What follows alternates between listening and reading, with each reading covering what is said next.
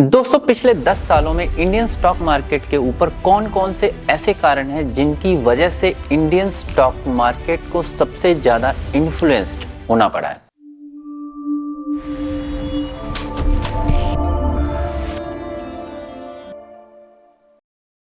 Hello दोस्तों, मैं कुमार और स्वागत है आपका इस वीडियो में। आप देख रहे हैं मार्केट विजार्ड्स। दोस्तों स्टॉक मार्केट के बारे में कौन नहीं जानता। स्टॉक मार्केट एक ऐसी जगह है जहां पर आप अपने पैसे से पैसा बना सकते हैं, बट कितना रियल और कितना फेक ये बात की बात है। दोस्तों लास्ट 10 ईयर में स्टॉक मार्केट ने क्या किया और कौन कौन से ऐसे फैक्टर थे जिसकी वजह से हमारा Indian stock market BSE NSE रहे इन्फ्लुएंस्ड, तो आइए इस वीडियो में हम ये देखते हैं। दोस्तों 10 साल पहले 2013 में निफ्टी और सेंसेक्स तकरीबन थे 20,000 के आसपास, पर अगले 10 सालों में क्या हुआ। दोस्तों 2014 से लेकर 2023 तक निफ्टी और सेंसेक्स ने सिर्फ की है उछल कूद, और जो उछाल आया है वो 300 से 400% का है। इन शॉर्ट अगर आप इसको ऐसे समझें कि आपने अगर उस टाइम पे पैसा लगाया होता तो आज आपके पास एक अच्छा खासा कॉर्पस हो जाता। अब मेन सवाल ये है कि इस उछाल के पीछे या इस वृद्धि के पीछे या इस गेन के पीछे कारण क्या है, क्योंकि दोस्तों अगर ये कारण हमें ना पता हुए तो इन फ्यूचर में हम इतने रिटर्न की आशा रख भी कैसे सकते हैं। तो जो पहला कारण है वो है आर्थिक सुधार। जीएसटी के आने से और सेल्स और परचेज में आए नए नियमों की वजह से मार्केट को मिला था एक अच्छा खासा बूस्ट। पर एफपीआई फॉरेन पोर्टफोलियो इन्वेस्टर, दोस्तों इनको भूल गए। That's not worth, because FPI के इन्वेस्टमेंट के बिना हमारा मार्केट मूव करेगा कहां। आपने कई बार न्यूज में देखा होगा कि एफपीआई और डीआईआई अगर ये पैसा लगाते हैं तो मार्केट बढ़ जाता है, और अगर ये पैसा विड्रॉ करते हैं तो मार्केट गिर जाता है। तो आप इससे ही अंदाजा लगा सकते हैं कि एफपीआई और डीआईआई कितना अहम रोल निभाते हैं। मीन्स कि आप खुद समझ रहे हो कि अगर आपका ओवरऑल सिनेरियो इंडिया का इन्वेस्टमेंट के हिसाब से जो पर्सपेक्टिव है अच्छा होता है, तो बाहर बैठा इन्वेस्टर आपकी कंट्री में पैसा लगा रहा है, और अगर वो पैसा लगा रहा है तो मार्केट इसको पॉजिटिवली लेती है, और उसको पॉजिटिवली लेना भी चाहिए। बिकॉज जो एफपीआई है वो ऐसा नहीं होता है कि 5 रुपए के लिए आते हैं और 5 रुपए का गेन करके निकल जाते हैं। वो किसी कंपनी में अगर पैसा लगाते हैं वो पैसा ओवर द टाइम 10 साल 20 साल 25 साल तक के लिए इन्वेस्टेड रहता है। तो आप इस चीज को समझ पा रहे होंगे आई थिंक कि एफपीआई का पैसा इंडिया में आना कितना जरूरी है।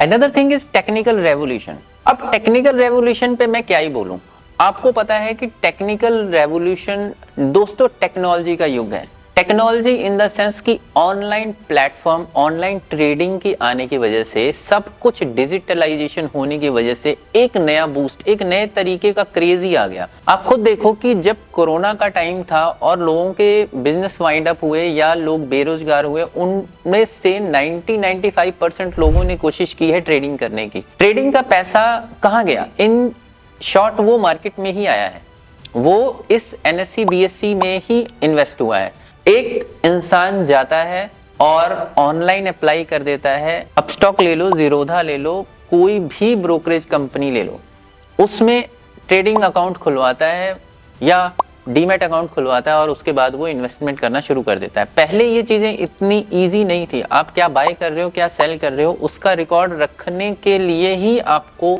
अच्छी खासी मेहनत करनी पड़ती थी। अब आपने बाय किया, सेल किया, at the end of the day आपके पास स्टेटमेंट होती है, अगले दिन से वो चीज आपके अकाउंट में रिफ्लेक्ट हो रही है। आपको वहां पे पता लग रहा है कि कितना प्रॉफिट है, कितना लॉस है, एज सिंपल एज दैट। इस वजह से जो टेक्निकल रेवोल्यूशन है ये एक नए तरीके की क्रांति, जैसे हमने इंडिया में पहले हरित क्रांति के बारे में सुना था या देखा था, जिस टाइम पे इंडिया ने ग्रोथ किया था, सेम उसी तरीके का एक टेक्निकल रेवोल्यूशन की वजह से जो स्टॉक मार्केट है उसमें बूम आया है। दोस्तों बिना ग्लोबल इवेंट के इम्पैक्ट के आप कहीं मूव कर ही नहीं सकते, स्पेशली स्टॉक्स में।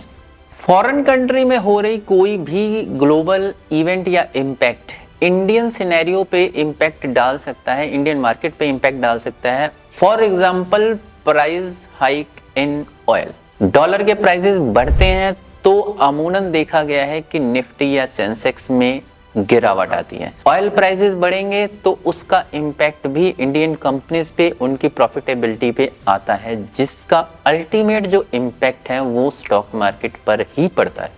तो दोस्तों इस वीडियो में हमने ओवरव्यू लेने की कोशिश की है कि पिछले 10 सालों में इंडियन स्टॉक मार्केट ने कैसे किया और कौन कौन से ऐसे फैक्टर्स थे रहे हैं जिन्होंने इम्पैक्ट किया है इंडियन स्टॉक मार्केट पर। बट स्टिल एक सही टाइम पे इन्वेस्टमेंट, एक अच्छा पोर्टफोलियो बनाने के लिए बहुत जरूरी होता है, because you can not earn profit और make profit while selling the stock. दोस्तों एक अच्छा फ्रेज है कि आपको पैसा कहां पर सेल करना है उससे नहीं बनता, बल्कि आप कहां पर स्टॉक को बाय करते हो पैसा वहां से बनना शुरू होता है। तो इस चीज का ध्यान हमेशा रखें कि आप जो ले रहे हो या जहां से ले रहे हो वहां से कितना मोमेंटम बाकी है। तो इन शॉर्ट कि ये सफर चैलेंजिंग जरूर हो सकता है, पर सही समय पर सही निवेश आपको प्रॉफिटेबल भी बना सकता है। तो दोस्तों अगर ये वीडियो अच्छी लगी है तो please like, share and subscribe जरूर करें और बेल आइकन दबाना बिल्कुल ना भूलें। अगर आप बेल आइकन नहीं दबाएंगे तो होगा क्या, होगा ये कि आपको नोटिफिकेशन नहीं मिलेगी आने वाली वीडियोस की। तो इस तरह की वीडियोस अच्छी कह लो, बेकार कह लो, इसकी नोटिफिकेशंस आपको नहीं मिलेंगे, आपको पता भी नहीं लगेगा ये वीडियो कब आई और कब निकल गई। तो लाइक करें, शेयर करें, सब्सक्राइब करें, बेल आइकन दबाएं। Bye bye.